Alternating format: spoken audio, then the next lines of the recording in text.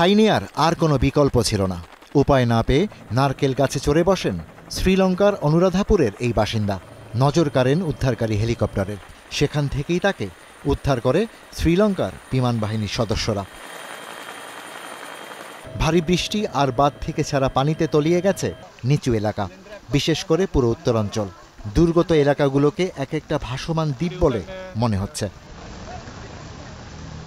ঘূর্ণিঝড় দিতুয়ার প্রভাবে গেল কয়েকদিনে যেন আকাশ ভেঙে পড়ে শ্রীলঙ্কায়। দেশ জুড়ে ৩০০ মিলিমিটার বৃষ্টিপাত হয়েছে। বাঁধ খুলে দেয়া হয়েছে ক্যান্ডির ভিক্টোরিয়া জলাধারের। বন্যার পানির চাপ সামাল দিতেই এইরকম বাধ্য হয়েই এ পথে হাঁটতে হয়েছে কর্তৃপক্ষকে। ডাম্বুলা শহরের ভেতর দিয়ে প্রবাহিত নদী ফুলে ফেঁপে উঠেছে।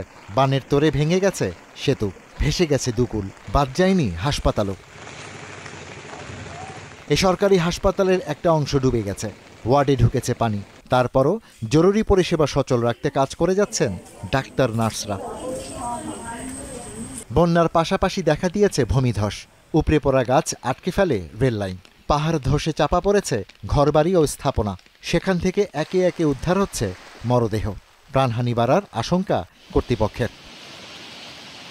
দেশজুড়ে ক্ষতিগ্রস্ত মানুষের সংখ্যা ৫০,০০০-এর কাছাকাছি। বহু মানুষ আশ্রয় কেন্দ্রে ঠাঁই নিয়েছেন।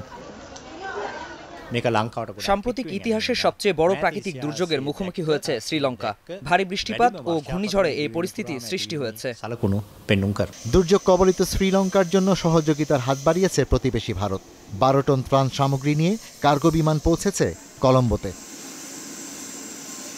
এদিকে এশিয়ার আরও ২ দেশ ইন্দোনেশিয়া ও থাইল্যান্ডে বন্যা পরিস্থিতির অবনতি হয়েছে। ইন্দোনেশিয়াতে প্রাণহানি ৩০০-র কাছাকাছি, নিখোঁজ শতাধিক মানুষ।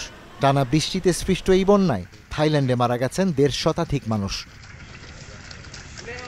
Ishtiaq Hossain, star news.